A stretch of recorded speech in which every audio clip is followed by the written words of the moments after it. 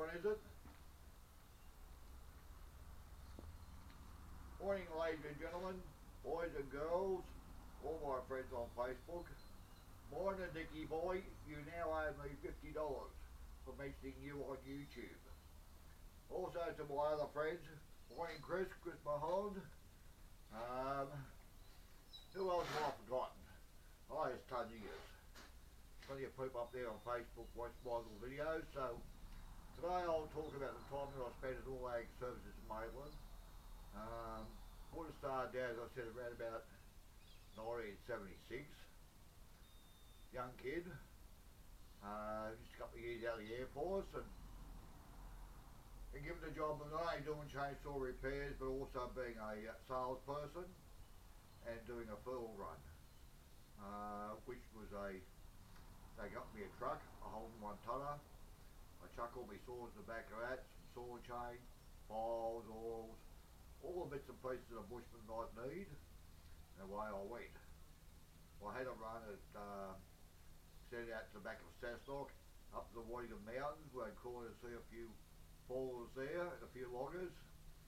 A few of their names was Alec Blair, he come up the top of the Wadinghams, Amos Hilton Whiting, they come from around Mulbring, I think, or try and recall. There's a sawmill there. I call over and see old Mick Beckett. That's Justin Beckett's old man. He went on to become a champion axeman. Toured in the States, chopped over there, come back. I remember him as a little kid. It's funny. When I bump into him now, I'm not going to say the things I used to say to him. I mean, if you see the bloody size of him, you'd run in fear too. Good luck to Justin and his future. He's done well. He represented Australia well, known as proud. Thanks, mate. Who else got you around there? Called the town to see a few of the tipper cutters. I used to see old Bob Ferguson. No, sorry, Bob Clark. He lived in Ferguson Street, Cessnock. Poor Bob was killed with a tree fall, and yeah, we don't see him no more. I knocked on his door one morning to go and have a cup of coffee with him, and his wife came out and told me about the sad loss and shattered me my day. That's the luck of the bush, I suppose. One day you're here, maybe the next day you might not be. Always take company with you go to the bush. Someone to yell and scream if something goes wrong. That was Bob Clark. I used to go out and see Laurie Snellgrove, who lives out at Paxton. And his son still competes now with the Axeman Association. I see him selling wood chops. Laurie was a nice bloke. He cut pit props for the mining industry. I think he was one of the last cutters that would cut pit props and balks as well. So that was Cessnock, and then I would go up to the other way from Maitland, which is going up to where they cut a lot of pit props, a lot of balks. That was around Claristown and Dungog. Red Maiden, who else did I do up there?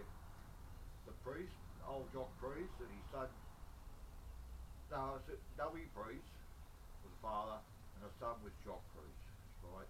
Anyway, I sold them some Macs. The old Jock used to always give me a hard time. He was a smart ass kid, really. Anyway, always throwing crap at me, he was. And anyway, one day his old man was standing there listening to him, give me a good old serve. He said to Jock, he said, walk over there, young fella, he said, pick up one of them bloody McCullochs. He said, it's yours. And with that, he too had bought 4 more off me. That shut Jock up, I can see that now. Because then Jock was stuck with one, which was funny to see after all the rubbish he used to put on me. But old Doe, he couldn't have it anymore. And he said, righto, Jock, you've scored one of those things. Love it. Anyway, there's a few other boys in town, old prop cutters, like a shoesmith. I'm just trying to think of his first name. Just call him Chewy, I suppose. He cut props. Then I travelled with, lived up to May Street, it was Claristown, Whitty, and he was a still man. He would never buy McCulloch stuff, but he would buy chain off me and files and bits and pieces, you know, so I'd call him there and say good day to him. He was a hard man to get along with to start with, but he come on side. he did buy a few things, I suppose, keep me in business. Uh, then I recall having, there was two brothers, I'm just trying to think of their names. Charlie Lair was one, I'm trying to think of his brother's name. They both cut timber together, crop cutters, but they gave a go stuff years later because the old industry up there died. The props had all gone with the mines and converted over to use araldite to spray the walls of the mine with and epoxy. So they gave the bush away and went work for the BHP. We had big steel works in Newcastle. Um, Two good blokes. Noel and Charlie Lair it was, that's their names, Noel and Charlie. I knew Red Maitland, he was another big cutter from up there, big burly bloke. He did buy a bit of stuff off me. There was some stuff around there. I got across the sawmill in Dungog, tore in there. A few boys around there would buy stuff off me. Like some of these other rumbles. In that time frame we bought product off me as well. But anyway, most of the stuff they bought was professional saws. So we're talking probably the OSP 81, probably the 805 when they first come out. I think you've been to a few of those. Some of them, and I remember Peter Avery from out Mulberry, he bought a Super Pro 105 off me, and I tried awful hard to select the 125, but for whatever reason he selected the smaller saw, and because it was only 105cc or 103cc, and a few extra bucks he could have had the big beast, you know, the 123cc SP 125, but no, he elected to do that, so I didn't argue with him. He took that saw, he was quite happy with it, and I believe got quite a few years good service out of the saw. Yeah, who else was around there? Did I mention Amos Hilton Whiting? That is sort of near Mulberry somewhere, I think. Yes.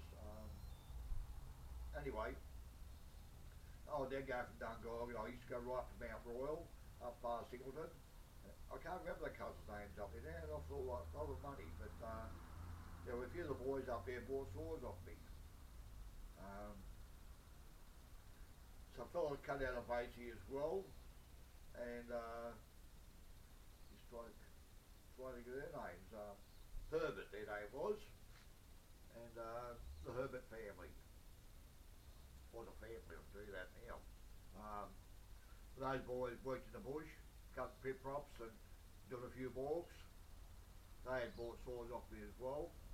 I got very friendly with one of the Herberts. He used to come to the shop all the time and get his saw serviced. He was a good bloke. He came from Maitland. He lived a couple of streets away from the shop. Yeah, so that was my timber run. I'd do that probably. I go each alternative week, and I'd go and do the bush run. Then the next weekend I'd do all the saw servicing stuff that I had at the shop. When you sell a lot of new saws, there's not a real lot of servicing, so you know, normally for the first 12, 18 months you don't see the saw much, unless someone's pretty hard on the saws. But I used to do a lot of saw sharpening, so that was the first job of the morning, knock the chains over. We'd get the railway, we'd come down and drop in probably 30 or 40 chains for the crews there to be sharpened, that'd be done. And they'd be put aside, because we gave the railway's priority, because they want their stuff quick. There was murder on bloody chains. I think they saw everything that looked like a piece of steel with them.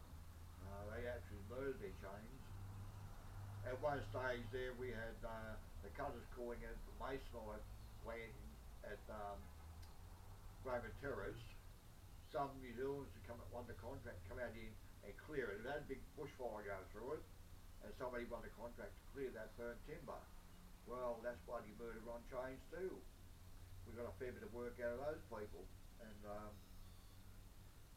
while they didn't sharpen their own chains, got me beat. I got stuck with a lot of chains there, and most of the chains don't handle that carbon and that charcoal too much, and just tears the insides out of them. What else happened down there? There is another story I can tell you. It'll take a little while. When I was all ag, I'd always done work for old Dougie Smith up at Dealership in the main street of Maitland, and 100 motor parts. And I got sick of doing the work. I mean, he got his job set around, he wanted them done there and then. Well, I was trying to get property to my other customers. So even though I'd done his work and kept him happy, it was still like annoying me because I wasn't making the money out that I could have made. So what I started doing was slipping the company stickers for all ag services, and that's the air filter covers. Not saying nothing, send the saws back.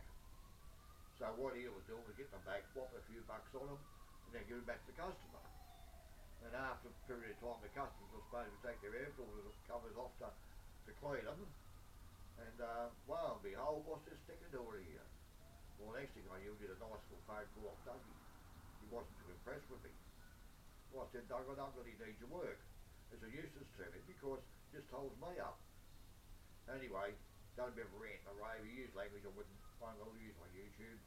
And he told me where I can go.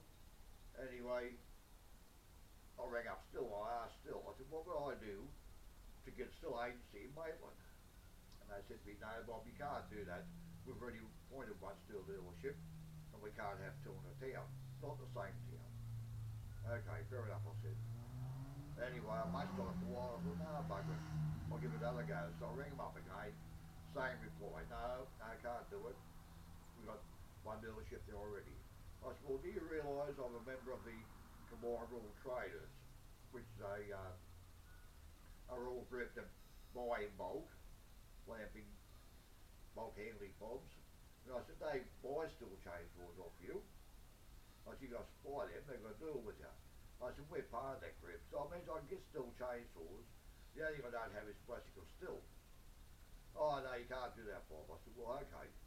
But what I'll do is I'll go and buy a few Stills, and I'll bolt the bloody things to the floors, and I'll sell off them. Yeah, you go for your life, Bob, they told me. So I did. I went and bought 40 Stills, put them into stock, put the proverbial, or the invisible bolts through them, and they sat there. Alright? Now, if I had a cutter come down, he was still man, well, I wouldn't argue with him, I just thought I saw what he wanted. But it gave me a chance to reach out and give him a product that I could service and look after, and eventually make a few bucks out of it. So I was looking after myself there.